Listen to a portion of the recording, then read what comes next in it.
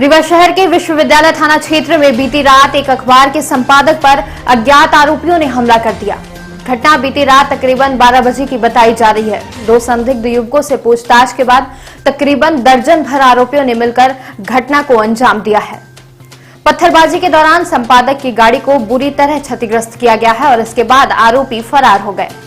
घटना बीती रात तकरीबन 12 की बताई जा रही है। घटना के संबंध में कीर्ति प्रभाव अखबार के संपादक संतोष मिश्रा ने बताया कि वह बीती रात अखबार का काम कर रहे थे, तभी दो संदिग्ध युवकों को घर के समीप देखा गया।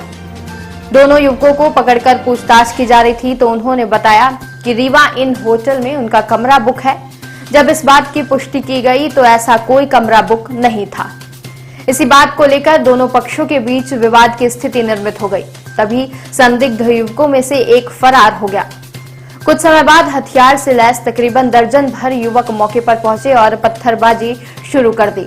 इस दौरान घर के बाहर खड़ी स्कॉर्पियो वाहन को बुरी तरह से क्षतिग्रस्त कर दिया। इस पूरी वारदात के दौरान एक मोबाइल फोन हाथ लगा है, जिससे आरोपियों की पहचान की जा रही है। बीती रात घटना की जानकारी मिलने के बाद 100 डायल पुलिस मौके पर पहुंची थी।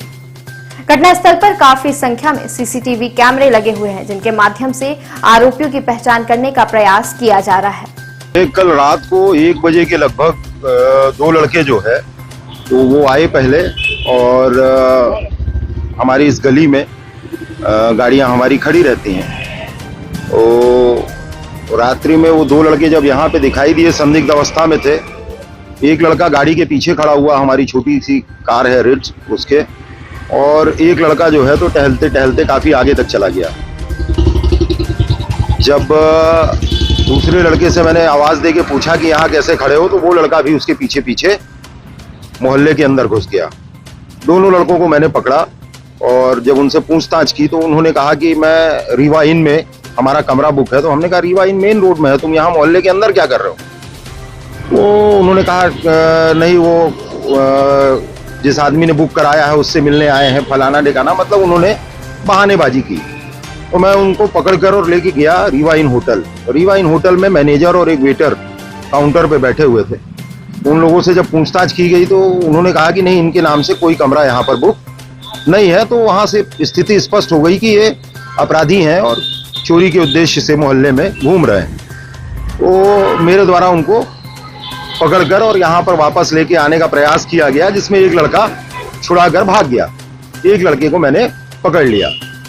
दूसरे लड़के ने अपने कई सारे साथियों को फोन करके बुलाया और उसके बाद वो लोग लगभग 10-12 की संख्या में हथियारों के साथ यहाँ पर आए और मेरे ऊपर हमले का प्रयास किया।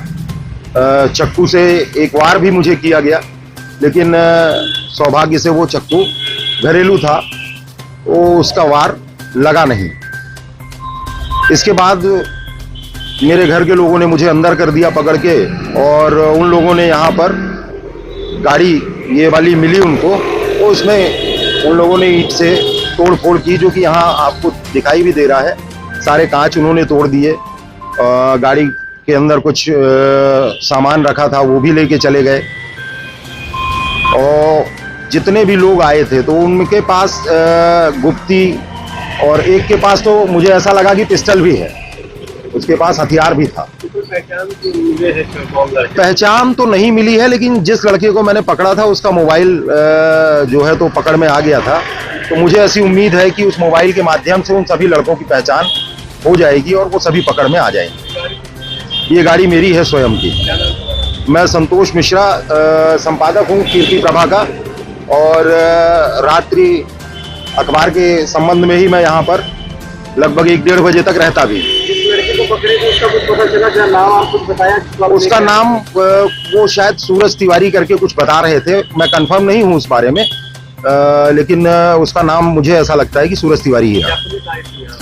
डायल 100 को हमने फोन किया, जो लगभग आधे पौन घंटे बाद यहाँ पर आई, और उसमें जो थे ASI उन्होंने यहाँ का मुआयना किया, वीडियो बनाया, और इसके बाद उन्होंने कहा कि सुबह आप आके और FIR करिएगा।